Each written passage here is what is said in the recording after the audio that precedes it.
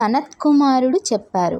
ఓ ఈశ్వర, కుల స్త్రీలకు మహాభాగ్యమును సౌమాంగల్యమును కలిగించినట్టి వ్రత రాజ్యమును తెలుపవలసిందిగా ప్రార్థిస్తున్నాను అని అడిగారు.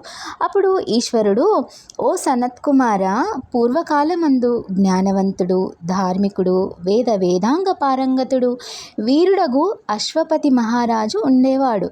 అతడు సంతానహీనుడు ఒకట వలన భార్యా సమేతుడై ఓంకార స్వరూపిణియగు సావిత్రీమాత గురించి గొప్పనైన నియమములతో తపము ఆచరించాడు.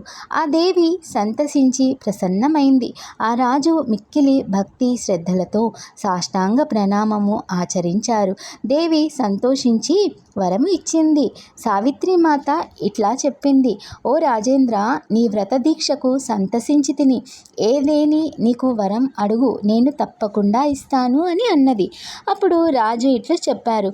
ఓ జగన్మాత, నీ కృపా వీక్షణాది వలన సర్వసంపదలు నా ఆధీనంలో ఉన్నాయి. కానీ సంతానహీన మగుట వలన నీ దయ వలన పుత్ర సంతానము అడుగుతున్నాను తల్లి, నాకు పుత్ర సంతానము ప్రాప్తించుము అని అడిగారు.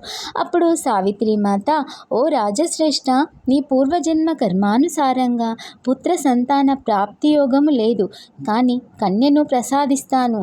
ఆమె వలన పుట్టిన మెట్టిన అంటే పుట్టినిల్లు మెట్టినిల్లు 2 వంశములు ఉద్ధరించబడతాయి. ఆమెకు నా పేరే పెట్టుము అని చెప్పి అంతర్ధానం అయ్యింది. రాజుకు ఎంతో సంతోషం కలిగింది. కొన్ని రోజుల తర్వాత మహారాణి దేవి దయవలన గర్భవతి అయి 9 మాసములు మోసి ఒక మంచి శుభముహూర్తమున ఒక ఉత్తమ పుత్రికకు జన్మనిచ్చింది. సావిత్రీమాత మహత్వం వలన జనించినది కనుక ఆమెకు సావిత్రి అని పేరు పెట్టారు. సావిత్రి యుక్త వయస్సురాలు కాగా తగిన వరునికై రాజాన్వేషణ చేస్తూ ఉన్నారు. ఓ సావిత్రి, నీకు తగిన వరుడు లభించుటకై మహాత్ములు మరియు నీ చెల్లులతో సహా నీవు ముని ఆశ్రమమునకు వెళ్ళి వారిని వస్త్రాలు ధనధాన్యాలతో సత్కరించి వారి ఆశీస్సులు పొందు అని పంపారు.